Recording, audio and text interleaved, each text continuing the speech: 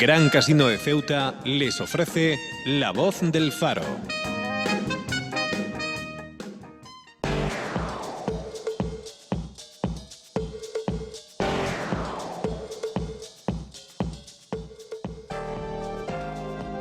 Buenas tardes, jueves 22 de octubre, ya estamos aquí a la primera hora de La Voz del Faro. Son las 12:16.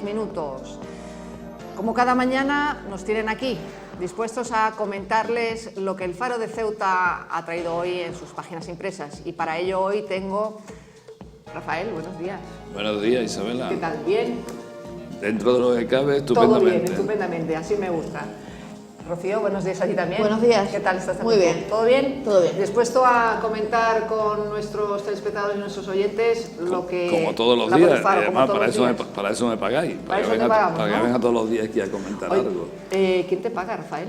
En la empresa, La empresa te yo paga. como y vivo del sueldo de la empresa. Bueno, Rocío, pues nada, vamos allá. Empezamos por Vamos a donde hablar me de la digas. seguridad. Vamos a hablar, esta mañana llevamos en nuestras páginas otra vez el tema de la seguridad en el Tarajal. Ayer un enésimo incidente, siempre hablando de seguridad en el Tarajal. Ayer tuvimos... Bueno, recuerda, por unas ejemplo, imágenes, recuerdo cuando, Cuenta. estuvimos el otro día por teléfono hablando con... Exacto. Estábamos hablando con Con el responsable del Sindicato Unificado de Policía de otro tema, colateral con la seguridad, pero no relacionado, pero no digamos hablando específicamente de seguridad, que era pues bueno, de cómo está toda la infraestructura en los polígonos del Tarajal, y como él nos decía, por ejemplo, que en estos últimos años se había perdido entre un 10 y un 15% de efectivo de vigilancia en todo lo que es el entorno del Tarajal. Entiendo que no solo lo que es el paso fronterizo, sino también lo que es los polígonos que están al lado, y sin embargo se había incrementado exponencialmente el número de porteadores y personas que transitan por la zona. Pues obviamente a más personas, a muchas más personas, pues mucha más posibilidad de que allí se produzcan pues este tipo de hechos delictivos, ¿no? Porque además es un sitio, bueno, pues por donde se circula mucho dinero.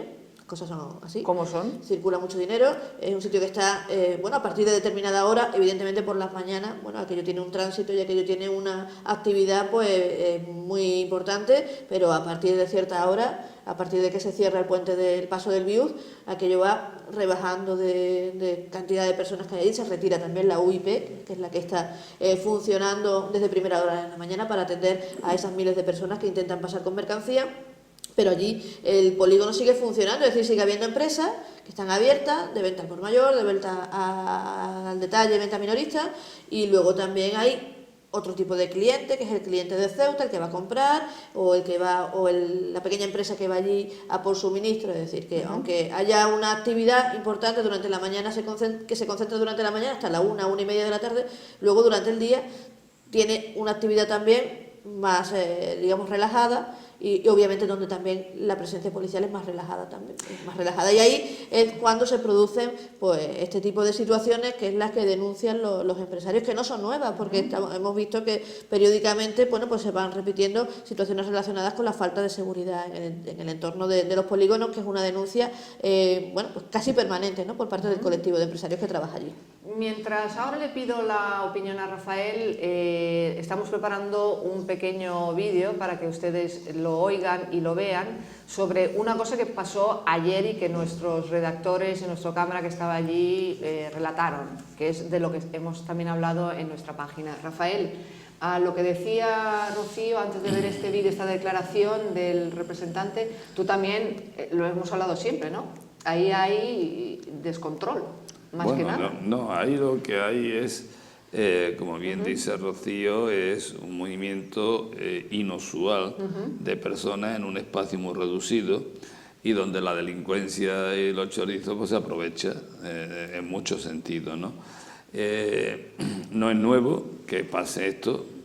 Eso pasa si te vas a la Gran Vía de Madrid, hay una cantidad de carteristas y de gente, como en cualquier otro sitio que haya aglomeración de gente, y aprovecha cualquier despiste o abusos, ¿no? Pero la seguridad existe, hay que decir que existe, la policía está allí, lo que no se puede es tener una seguridad total. Y por otra parte, hombre, podía también los propios empresarios tener su propia seguridad, ya que es un polígono cerrado. En los polígonos normalmente que existen en la península, si vamos al polígono que hay en Málaga, son grandes, pues existe una compañía privada que está dando vuelta con el coche y cuando ve a alguien raro o algo sospechoso, pues lógicamente le llaman al orden o lo quitan del medio o lo conocen, ya sabe qué está buscando, ¿no? Aquí es difícil porque aquí se puede dar la circunstancia que sean personas delincuentes de Ceuta o personas delincuentes que han entrado como porteador o como comprador y que en realidad van a ver cómo se pueden buscar la vida pues abusando, atracando o robando a otro porteador o a un posible comprador o de las mismas naves, ¿no? Porque sabemos lo que ocurre, pero ningún comerciante denuncia lo que le roban muchas veces casi diariamente, ¿no? de su mercancía. Están descargando un camión y se llevan un saco de la carga o una caja de la carga, ¿no? Y ahora esas denuncias no se saben, ¿no? Por lo tanto, no vamos a decir que esto es normal, porque normal nunca puede ser que haya delincuencia y que hay que intentar quitarlo del medio, pero en la circunstancia en que se mueve el polígono, digamos que entra dentro del riesgo asumible. Asumible. Vamos a escuchar estas declaraciones de lo que pasó ayer en los polígonos del Tarajal, cuando queráis.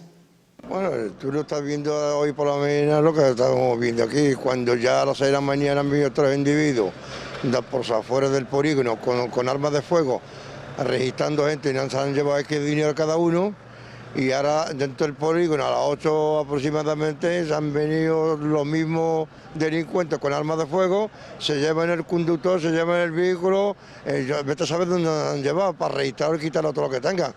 Pero de que nosotros tengamos el paso de vías dentro de nuestro polígono, nos está creando muchos problemas, la más delincuencia y los porteros que además que aquí. Que cojan, que quiten el puente de una vez y que nos dejen ya a trabajar normalidad cada día. ¿Tú crees que quitando como No dice el paso del puente del Biuz no es la solución? Yo me reitero en lo que acabo de decir, y es que con ese volumen que estamos viendo las imágenes de personas circulando, que bajen unos chorizos, bien del Príncipe o bien de otro punto, o bien y que bajen con un arma y a un porteador o un comprador que tenga el coche lleno de mercancía, le apunte y le relleve el coche y le quiten la mercancía, pues es de difícil solución, ¿no? Porque ya no se trata de un robo de una cartera o una bolsa o incluso un bulto, se trata de amenazarlo con una pistola, un arma de fuego, y nadie quiere arriesgar su vida, ¿no? Sino que se dejan robar o lo extorsionan de esa manera. Por lo tanto, en ese sentido yo veo más peligrosidad en la forma que en el fondo.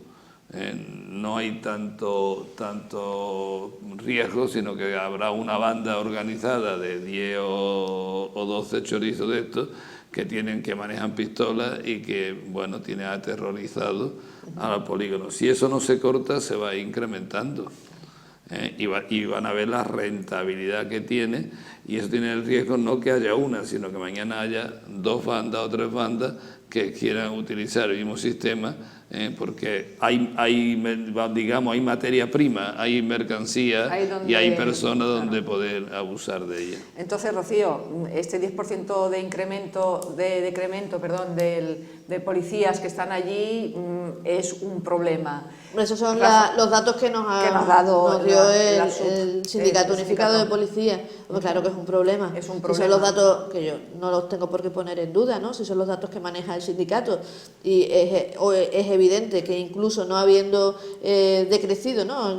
Incluso solamente habiéndose mantenido en estos últimos años el número de policías que custodian la frontera, ya tendríamos un problema, porque sí que es verdad que el número de porteadores se ha incrementado muchísimo, exponencialmente, como hemos visto en las imágenes. Es que el polígono no puede soportar. Yo creo que la semana pasada intervine con vosotros en una ocasión por teléfono y ya os lo dije, ¿no? Que cuando fallecieron murieron las dos mujeres porteadoras, desgraciadamente, en una avalancha, ¿no? En el año 2009, una de las primeras medidas que se tomó por parte de la delegación de gobierno y que duró poquito, fue la de no permitir que transitaran dentro del polígono del Tarajal, dentro de los polígonos en general, más de 1.500 personas al mismo tiempo. Sí, pero claro, esa fue una medida hace 5 o 6 años. Primero, como ¿quién mide que son 1.500 y no 1.800? Sí, la policía. Sí, la policía tiene su propia capacidad de... Contando uno a uno. Y segundo, igual entra una persona que no es comprador y el comprador, que es el que viene a ejercer su acción empresarial y a dejar el dinero, se tiene que quedar fuera. No, el polígono debe ser, es un polígono que a determinadas horas, ya hemos visto, tiene una masificación de personas que no es normal. Y encima esa masificación se agrava con el volumen de hurto que manejan las personas. Si fueran personas circulando, yo he estado hace poco en un centro comercial cerca del aeropuerto de Málaga y en un día festivo y había miles de personas, o sea, te estorbaba el circular. Pero claro, ninguna iban con una carga de 40 kilos a la espalda. Ese es otro problema. Yo creo que el problema es del polígono es organizar lo mejor posible, que la policía intente controlar a estos delincuentes y después que los empresarios colaboren con la organización de los porteadores, con el número de hurto, con el tamaño del hurto, porque el problema el problema de que tanto criticamos del tamaño del hurto, si se hubiese mantenido los acuerdos de que nunca sería un hurto mayor de 60-40 y de 20 kilos, pues entonces tendríamos el doble de personal. O tendríamos que el polígono y la frontera, y Marruecos eso no lo admite, estuviese funcionando 24 horas. Porque al final es un volumen de mercancía la que hay que pasar. Y hay que pasar al día 20 toneladas. Y claro, tú la puedes pasar con 1.000 personas, con 40 kilos cada una, o te hace falta 2.000 personas para que cada una lleve 20 kilos. Si lo hacen en 6 horas y a partir de esas 6 horas se corta porque Marruecos dice que se acabó, pues ese es el gran problema, que la aglomeración, y tú lo decías antes, se produce en unas horas punta y en un determinado momento.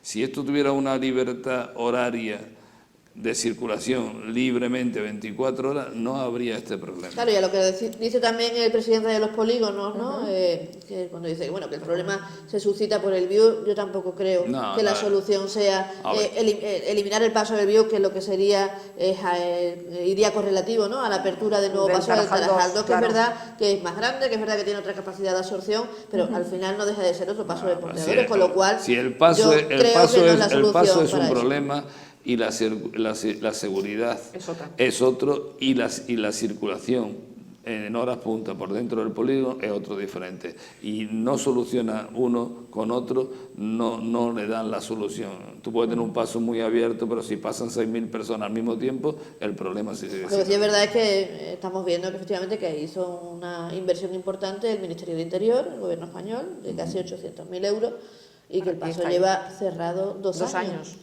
Hasta que Marruecos permita, ¿no? Autorice, yo creo, a este punto, porque es Marruecos el que... permita, exactamente. Eso es una cuestión absolutamente de relaciones bilaterales. Pero no podemos criticarle a Marruecos que nos dé facilidades para que se le meta mercancías que no pagan impuestos en Marruecos.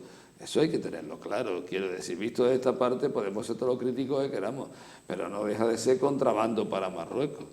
Para nosotros no, pero para ellos sí, porque son mercancías que pasan sin pagar aranceles. Pero vamos a ver, Rafael, yo entiendo que cuando se empezó a construir el Tarajal 2 es porque había un mínimo de acuerdo con Marruecos. No había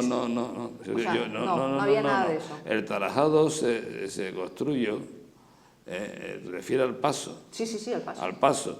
Bueno, había unas relaciones de buscar alguna fórmula y tal, pero al final, dentro incluso de la organización del gobierno de Marruecos, está como pasa en España, que la policía tiene una normativa y la aduana trabaja con otra normativa a desarrollar.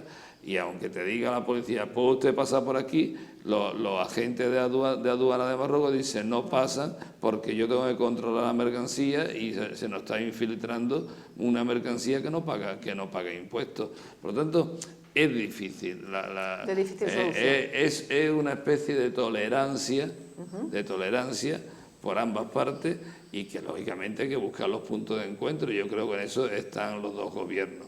Pero claro, cada uno mira sus intereses. Nosotros hablamos lo que nos interesa aquí cuando tenemos problemas, y ellos tienen las presiones políticas también y de los empresarios de Marruecos diciendo, oiga, es que me están haciendo la competencia porque usted deja pasar una mercancía que yo, si la traigo legalmente, tengo una carga aduanera, unos impuestos de aduana, y sin embargo el que la pasa por ahí, que es mi competencia, le gana más dinero y la vende más barata. Bueno, sea como sea, el Tarajal, seguridad, paso de mercancía, es un foco siempre de atención para los periodistas que seguimos esta problemática. Seguiremos en otras horas y en otros días hablando de esto, esperando siempre poder llegar a un punto positivo. Si os parece, dicho esto, vamos a cambiar de tema, vamos a entrarnos también en cuestiones que se centran más en decisiones políticas aquí en Ceuta, y la que se va a llevar al próximo pleno es sobre los grupos parlamentarios que corresponden a la Asamblea. Ayer ya hablamos de ello. Vamos a ver. A ver, dime. Hoy lo que viene Hoy ya es lo que acordaron, por lo visto, estuvieron reunidos hasta muy tarde, ¿no? Hasta las 8, las 10 de la tarde. A mí me parece bien, en parte, de que se divida en dos, que se limiten las propuestas. La limitación de propuestas... Dijimos ayer que no Dijimos que eso deja su duda, porque hay quien puede necesitar un mes, Bueno, ahora 4. están limitadas, cuidado. Sí, están limitadas a 5. Bueno, pero 5, ahora a 3 y mañana a 2 y después no nos enteraremos de nada. Y después, lo que sí parece que ha habido un acuerdo considerable es que cada grupo tenga hasta 3 asesores, o 4 si son más de 6. En toda la vida el grupo ha tenido un administrativo, que es para ir un asesor no es para que asesore a los políticos. El político se supone, el diputado, sea del gobierno o sea de la oposición, que sabe hacer su trabajo, para eso se ha presentado, sabe hacer oposición, sabe estar en el gobierno, pero si cada uno va a tener un asistente, vamos a llamarlo así, aquí lo cambian con la palabra asesores. Siempre ha habido en cada grupo, y eso me parecía bien históricamente, un administrativo que es la persona de recibir en la oficina del grupo las quejas de los ciudadanos, por ejemplo al PSOE, tener que ir a coger el orden del día y comunicárselo al político. Esta es la comisión informativa que tiene usted hoy a las 11, este es el pleno que hay el día tal, este es el orden del pleno, vaya usted arriba y coge usted el expediente para yo analizarlo y que le hagan fotocopias. O sea, eso, y ahora resulta que un grupo, por ejemplo, como Ciudadanos, que creo que tienen 2, ¿no? Ciudadanos creo que tienen más de 2, porque cada grupo político... No, tiene dos diputados. No, Ciudadanos tiene un diputado... Un diputado y tiene 2 asesores. Me parece que no es de recibo. Es demasiado. Mira, Rafael tiene el mismo número de asesores o de personal de confianza adscrito al grupo parlamentario Ciudadanos, que tiene un diputado, que el PP, que tiene 13. Bueno, pero el PP puede tener 3 o más de 3. Se han quedado en 3, vale. Que me parece, bueno, para 13... Es que cabe, esto me recuerda a mí, me recuerda a la época de cuando la mili era obligatoria y cada 3 sargentos tenía un machaca. Pues esto, cada 3 diputados tiene un asistente, como le llaman, ¿no? Un asesor. Sí. Y yo creo que es excesivo.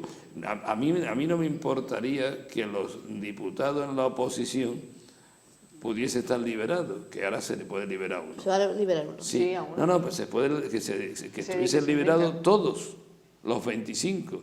Si tú te presentas para gobernar o para ser oposición y tienes que estar en tu trabajo hasta la 1 del día, difícilmente a la 1 hasta las 2 que están los funcionarios te da tiempo a documentarte, a enterarte, o tienen una comisión de gobierno a las 10 de la mañana y otra a las 12, o un consejo de administración de una sociedad, pues tiene que estar dejando tu trabajo, si era autónomo, o tiene que estar pidiendo permiso. Que estuviese todo el mundo liberado.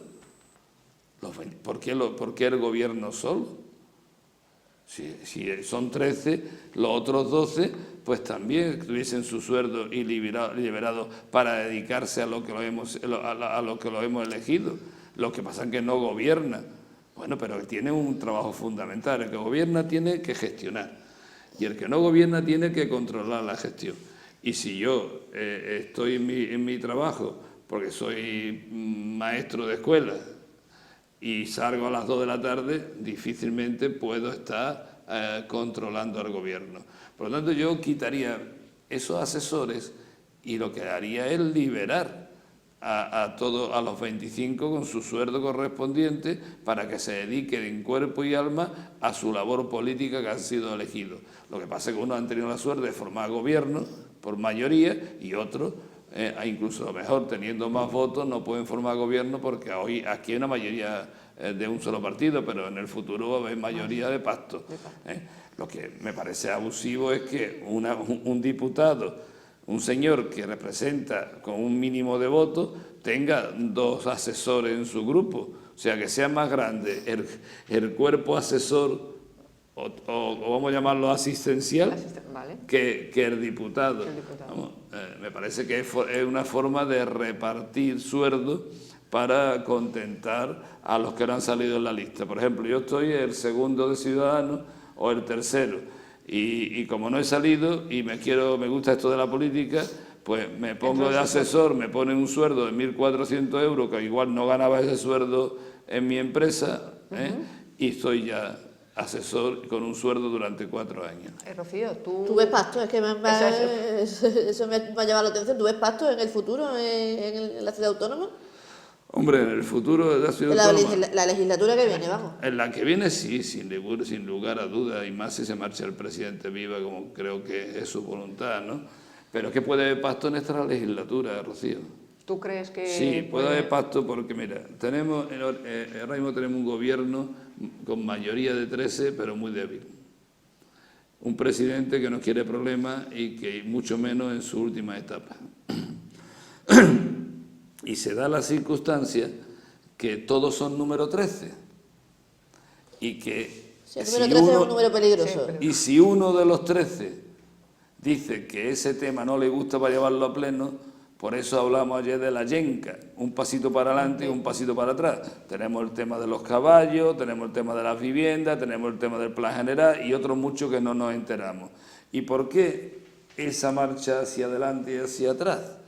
Porque si tú eres la consejera de Cultura y quieres gastarte 10 euros en este vaso, pero yo soy el consejero de Hacienda y digo que no estoy de acuerdo, pues hasta que no haya acuerdo no se puede llevar a buen término. Por lo tanto, puede haber incluso pacto por parte del presidente con otro grupo, si no de gobierno, sí de estabilidad, para que yo no lo vería mal, para quitarle fuerza a los 13. Bueno, ya lo anticipaba él cuando estaba en plena campaña, incluso después de conocer, obviamente, el resultado electoral, que iba a ser una legislatura en la que iba a imperar el diálogo. No, solo... una cosa es imperar el diálogo y otra cosa es gobernar con una cierta soltura.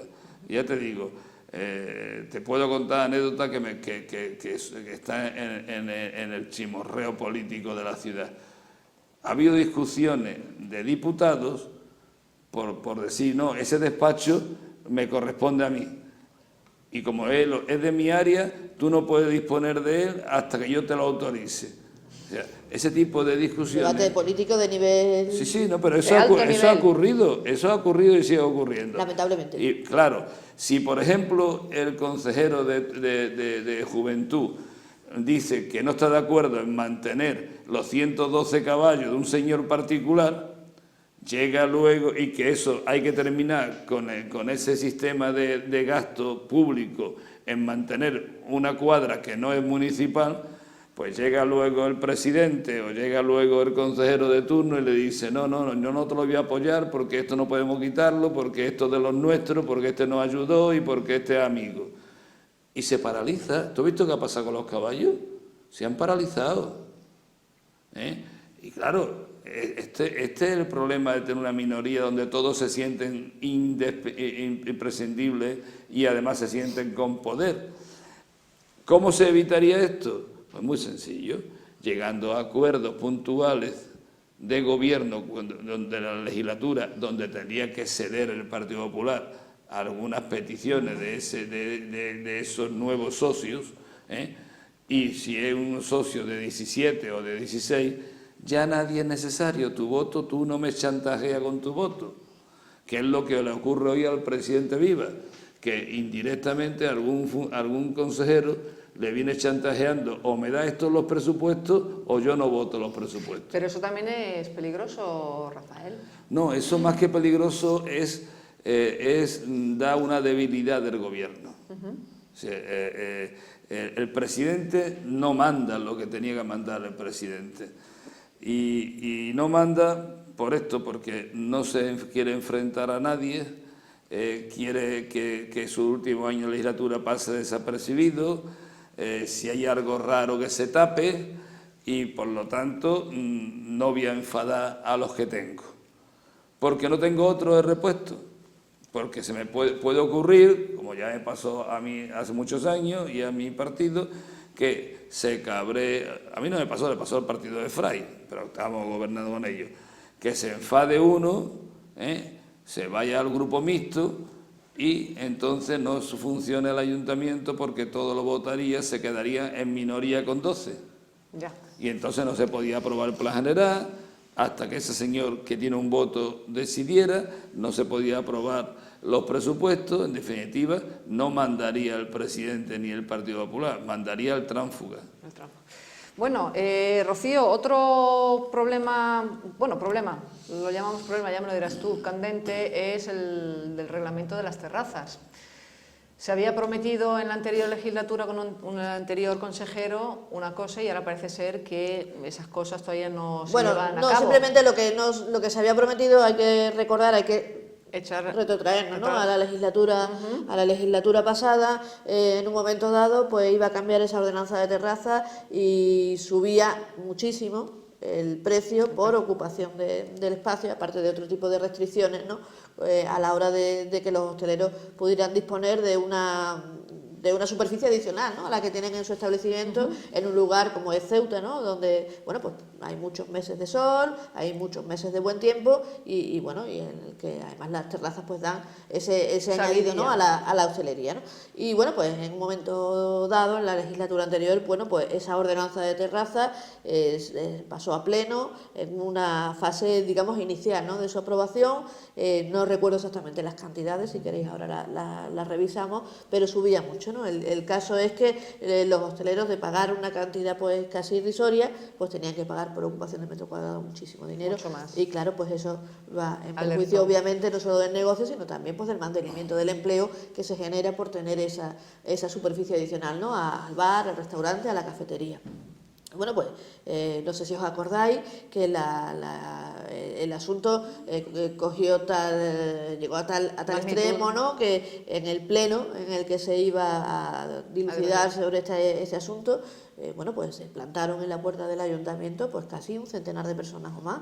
Eran todos empresarios de la hostelería. ¿Qué consejero el que lleva las terrazas? Bueno, ahora mismo las terrazas son de fomento, efectivamente, pero la persona, creo recordar, o por lo menos la persona que habló con ellos en la legislatura anterior y que bajó incluso del pleno a charlar con representantes de la Confederación de Empresarios, con los hosteleros, con la Cámara de Comercio, que estaban todos allí, bueno, pues digamos de alguna manera en protesta, ¿no?, por esa situación, fue el consejero de Hacienda en ese momento, que era Emilio Carreira, puesto que él era el que llevaba esa aprobación. Bueno, la historia es que, transcurrido un plazo de tiempo razonable y bastante amplio, los hosteleros de lo que se quejan es de que todo lo que se dijo en un momento, todo el compromiso que se adquirió con ellos en un momento dado, bueno, pues no se ha materializado y no se ha hecho absolutamente nada. A ver, el tema de las terrazas se da una circunstancia curiosa, ¿no?, que un consejero tiene denunciado al ayuntamiento por el tema de la terraza.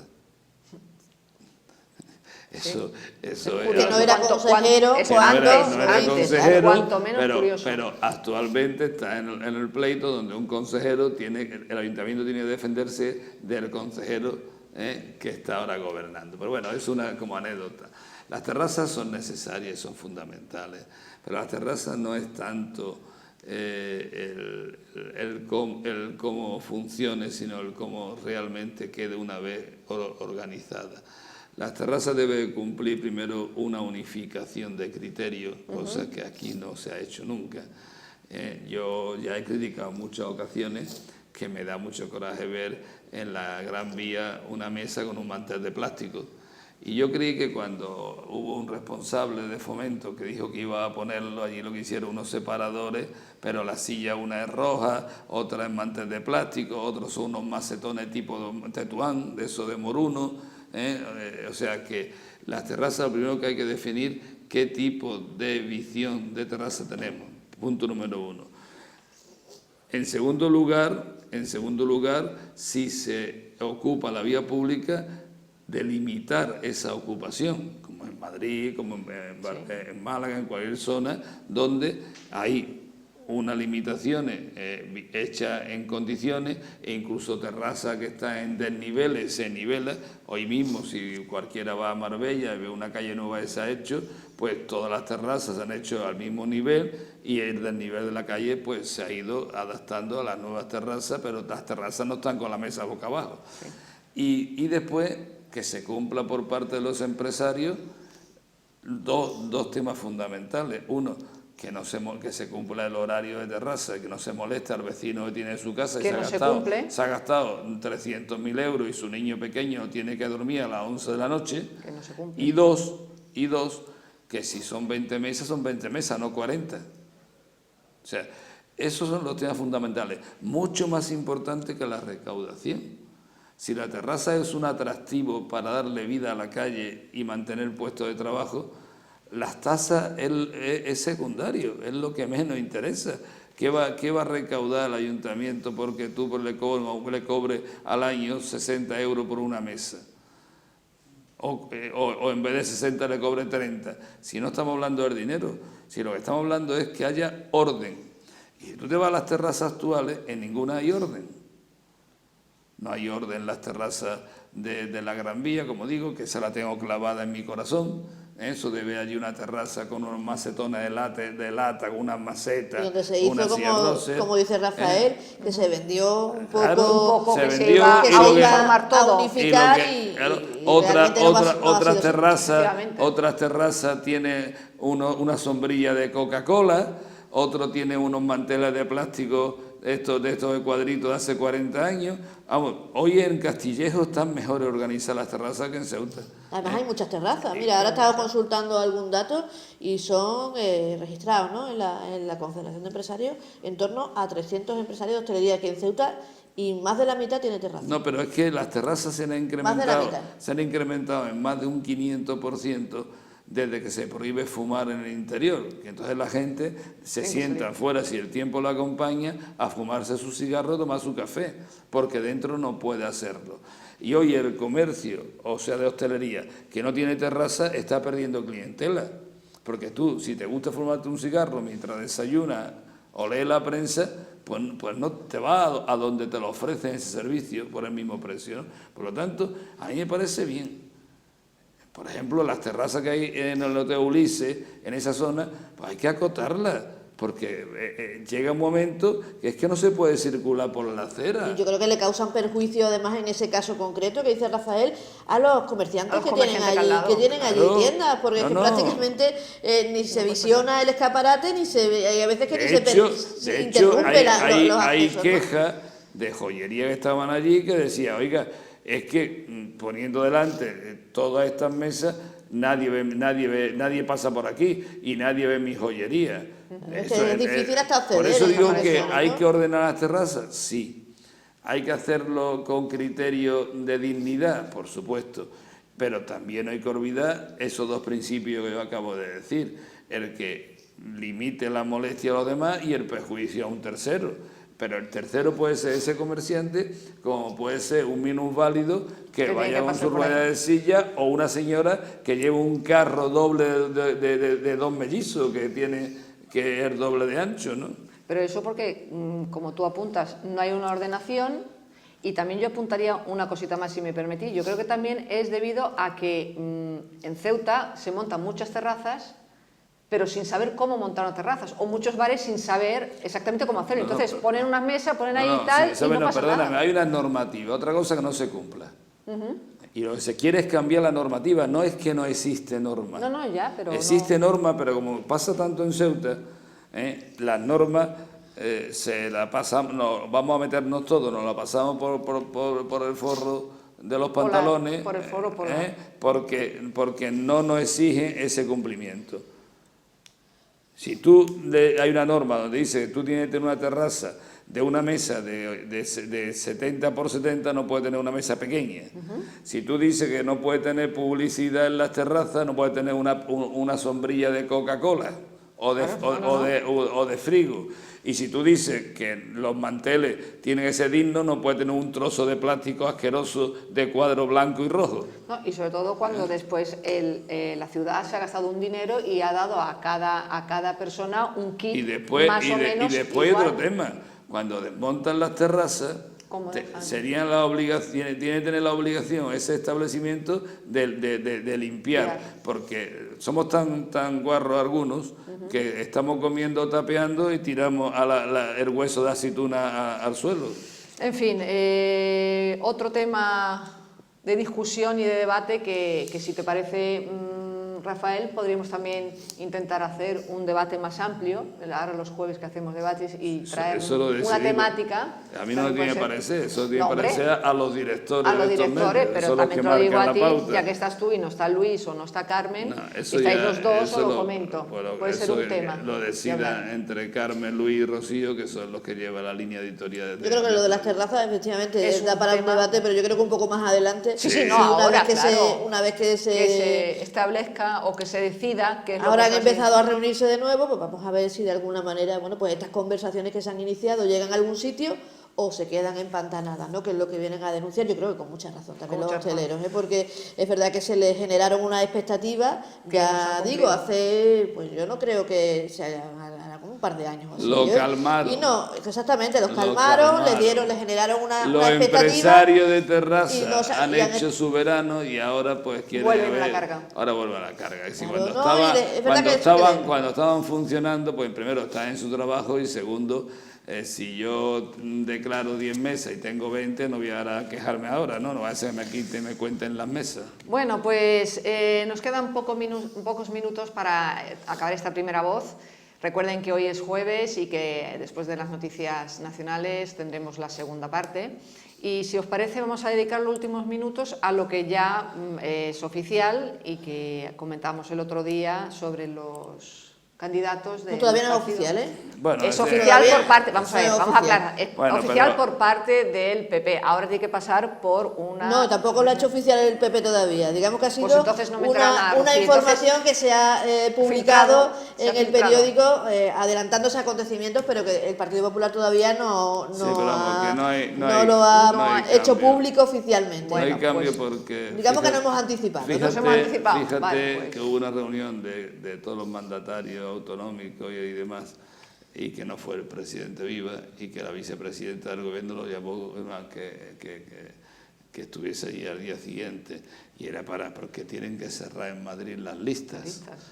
Aquí ha habido movimiento, aquí se va a seguir con lo que hay, pero ha habido movimiento, incluso se comentaba de quitar a Márquez diputado y nombrar a Yolanda, que es la persona de confianza del presidente, ¿no? Su niña bonita, no de ahora, de toda la vida. Sí, sí. Y Márquez llevarlo a la presidencia del puerto y Pepe Torrado llevarlo al Senado. Eso se ha parado, primero porque Márquez no quiere de ninguna manera venir aquí a ser presidente del puerto, él aspira a hacer carrera política en Madrid, de hecho, pues ya es segundo portavoz, ya tiene un cierto peso porque está preparado, hay que reconocerlo, y dentro además de la nueva imagen que quiere dar el PP, pues ha sido seleccionado entre los diputados, de hecho lo han mandado una o dos veces que recuerde a debatir a la sexta, o sea, personas en ese sentido, y claro. Eso por una parte. Por otra parte, Pepe Torrado tampoco quiere dejar de ser presidente del puerto, aunque tenga 65 años, ¿no? Y yo pienso que dentro de lo que cabe lo hace bien y lo conoce Es verdad que abraza farola, ¿no? Que a todo el mundo lo quiere tener contento y a todo el mundo... Pero el puerto ha incrementado su tránsito, el puerto está presentable, limpio, el número, lo que es la estación ha mejorado y por lo tanto cambiar al director del puerto o cambiar al presidente cuando está medio funcionando me parece que no tiene sentido, ¿no? Y en cuanto al tercer candidato sí que ha habido mucha discrepancia interna, pero parece ser que el presidente ha apostado o va a apostar por Yolanda Bell y por Adel Hacking. Y por Adel Hacking, porque se da dos circunstancias, uno que es del PP y no ha salido como diputado, y dos, para poner la nota típica, pues además es musulmán, ¿no? Y pensarán en el PP que con eso van a ganar los votos de los musulmanes, ¿no? Bueno, yo me parece una persona preparada, moderada, tranquila, tampoco ha destacado mucho en su etapa como diputado, pero no tienen que ponerlo si es que eso es parte de la decisión. Yo no lo afirmo, pero se puede presumir. Tienen que ponerse por la valía y por el servicio que pueda hacer los UTI dentro del Senado, que en el Senado bien poco, porque poco se hace en el Senado, ¿no? De cualquier manera, yo considero que si esta candidatura se consolida, pues es una candidatura más fresca que la que hemos tenido estos años atrás, que era un poco rancia, ¿no? Era un poco los candidatos que puso Pedro Gordillo y que la verdad han pasado sin pena ni gloria, prácticamente, sobre todo los dos senadores. Rocío, rápidamente, ¿tú cuándo piensas que esto se va a poder saber oficialmente? Bueno, pues yo creo que ya, ¿no? será muy pronto, como dice Rafael. Hombre, ya se han disuelto las Cortes y ya todos los partidos prácticamente han desvelado las personas que van a optar como candidatos a Congreso y a Senado. También tenemos ayer la presentación oficiosa, ¿no? En este caso sí ya están de alguna manera del PSOE, ¿no? Que ha sido ratificado por sí, Madrid, o sea en que ese caso ellos ya lo han hecho, han terminado esa tramitación y yo creo que será muy pronto por lo que dice Rafael entre eso y que ya hay movimiento, ¿no? Y que ya se ha publicado por parte del periódico, del Faro, fundamentalmente, que se habla en los mentideros políticos. Yo imagino, bueno, pues que eso será cuestión de nada, de muy poquito tiempo. Rafael. La luz. No, la oscuridad hoy. La oscuridad. Pues a los atracos con pistolas y a la delincuencia que se aprovecha de las miserias de esos trabajadores que están allí desde muy temprana hora de la madrugada para ganarse la vida y no hay derecho que se lo roben. Pues yo igual. Igual, ¿no? Parece que la situación del estamos de acuerdo. hace mucho tiempo que es insostenible. ¿Y la luz? La luz, pues yo la luz hoy no se la voy a dar a nadie. La dejamos ahí. Yo creo que me había quedado oscura hoy. Pues yo casi que también, ¿eh? ¿no? Tampoco veo muchos motivos hoy yo para iluminar a nadie. Sí. Bueno, pues señores, hemos terminado esta primera parte. Rocío y Rafael ya lo han escuchado durante estos 3/4 de hora comentar lo que el Faro nos brinda esta mañana o esta tarde o en el día de hoy, que es jueves 22 de octubre. Aquí les dejamos, le damos paso a los compañeros de Madrid para las noticias nacionales y sobre las 12:15, recuerden, la segunda voz del Faro y hablaremos de temas nacionales con nuestros contertulios. Hoy Kisi Chandirandami y Jesús Carretero. Hasta ahora, gracias por estar ahí, un día más. Hasta ahora. Gran Casino de Ceuta les ha ofrecido La Voz del Faro.